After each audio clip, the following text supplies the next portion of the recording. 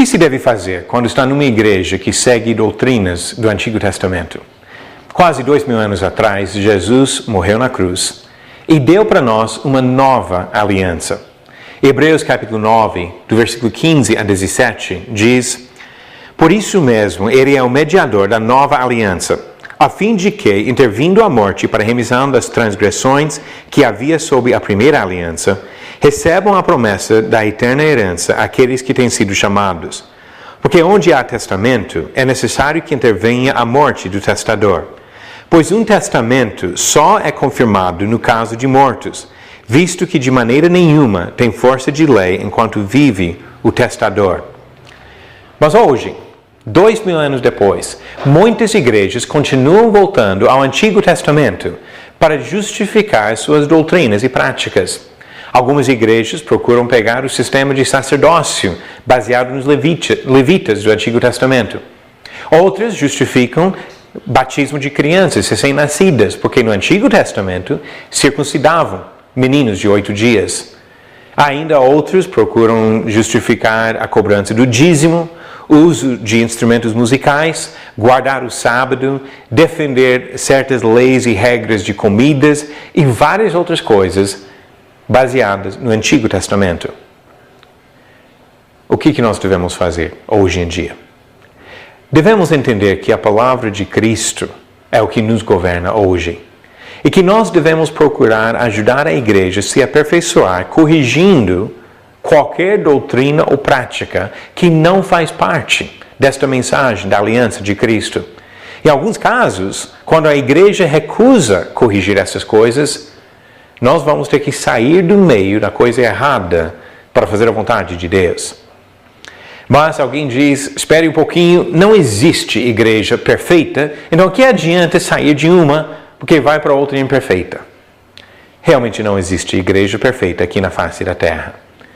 As igrejas são compostas de pessoas como eu ou você, que temos as nossas falhas e imperfeições. E neste sentido, não existe igreja perfeita. Mas reconhecer este fato não é a mesma coisa de aceitar ou apoiar as práticas e doutrinas erradas onde uma igreja coletivamente defende algo que não vem da vontade de Cristo. Nestes casos, nós temos que tomar uma atitude diferente. No primeiro caso, aceitamos aqueles que são fracos na fé, como diz Romanos 14, versículo 1. Nós procuramos dar ajuda para aqueles que precisam de amparo. 1 Tessalonicenses 5, versículo 14. Mas no segundo caso, onde a igreja coletivamente pratica e ensina coisas que vêm do Antigo e não do Novo Testamento, agora temos que agir de uma forma diferente. Se a igreja recusar corrigir estas coisas, nós precisamos discernir e tomar uma atitude. Por quê? A igreja que continua defendendo as coisas do Antigo Testamento esquece da importância do que Jesus fez na cruz. Em Colossenses capítulo 2, começando no versículo 14, o apóstolo Paulo comentou sobre o efeito da morte de Jesus. Ele disse: tendo cancelado o escrito de dívida que era contra nós e que constava de ordenanças, o qual nos era prejudicial, removeu-o inteiramente, encravando-o na cruz, e despojando os principados e as potestades, publicamente os expôs ao desprezo, triunfando deles na cruz.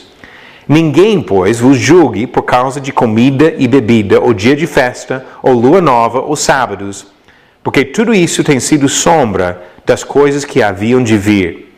Porém, o corpo é de Cristo.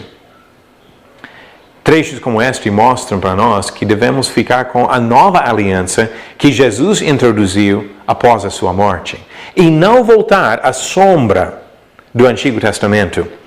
Por isso, ele mesmo disse em Gálatas capítulo 5, versículo 4, de Cristo vos desligastes, vós que procurais justificar-nos na lei, da graça decaístes. Se voltar para o Antigo Testamento e procurar se justificar na lei do Antigo Testamento, se desliga de Cristo e da sua graça. O Senhor nos ensina que nós não devemos ser cúmplices das obras infrutíferas das trevas.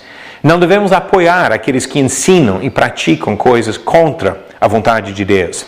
É por isso que temos que discernir. Diz 1 Tessalonicenses, capítulo 5, versículos 21 e 22. Julgai todas as coisas, retende o que é bom, abstende-vos de toda forma de mal. Esta é a responsabilidade do servo de Deus hoje. João instruiu que não apoiássemos aqueles que ensinam outras coisas que vão além da doutrina de Cristo.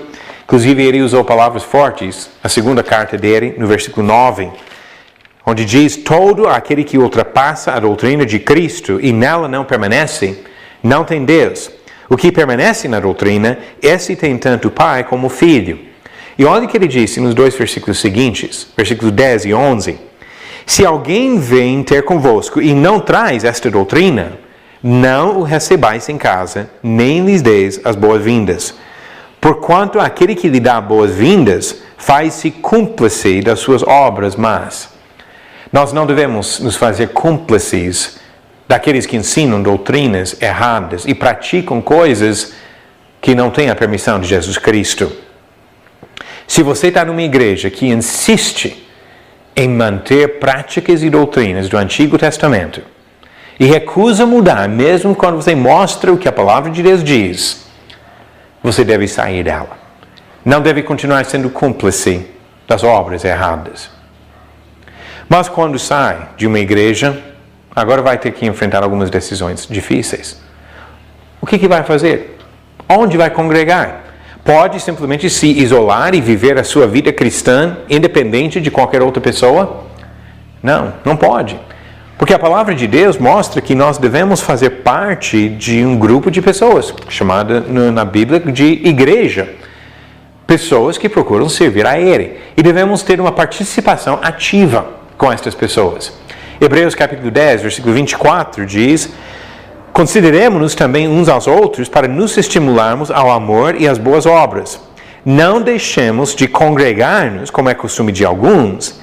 Antes, façamos admoestações, e tanto mais quanto vedes que o dia se aproxima. Então, nós não podemos simplesmente ficar sem congregar, mas não podemos apoiar coisas erradas, práticas erradas. Então, o que podemos fazer? Tem duas possibilidades aqui. Uma vez que reconhecemos que não dá para ficar numa igreja que persiste no erro, nós podemos procurar uma outra. Procurar uma que realmente respeita e segue a palavra de Deus. E se encontrar uma congregação que realmente segue a palavra de Deus, aí devemos participar. Devemos ser fiéis, servir a Deus junto com outros cristãos que fazem a vontade do Senhor. Mas nem sempre encontramos um grupo assim. Neste caso, a outra possibilidade é de começar, onde 2 ou 3 pessoas, talvez mais, decidem se reunir para fazer a vontade de Deus, para seguir a palavra na sua pureza, na sua simplicidade, sem aceitar tradições, doutrinas dos homens, sem voltar ao Antigo Testamento, sem acrescentar novas regras e doutrinas dos homens, procurando ser simplesmente cristãos e mais nada. Fácil? Não é. Vai exigir sacrifício, pode ser que as pessoas vão falar mal de nós, até fazer críticas injustas. Mas quando nós lembramos do sacrifício que Jesus fez, nada disso importa. Nós podemos aceitar as críticas, mesmo se chegar alguma perseguição, isso faz parte. Porque a vontade do cristão verdadeiro é agradar ao seu Senhor, fazer a vontade de Cristo. Não voltar para o Antigo Testamento, não negar a importância do sacrifício de Jesus na cruz e não desrespeitar a palavra que Ele revela para nós na nova aliança. O cristão verdadeiro segue a doutrina de Jesus Cristo.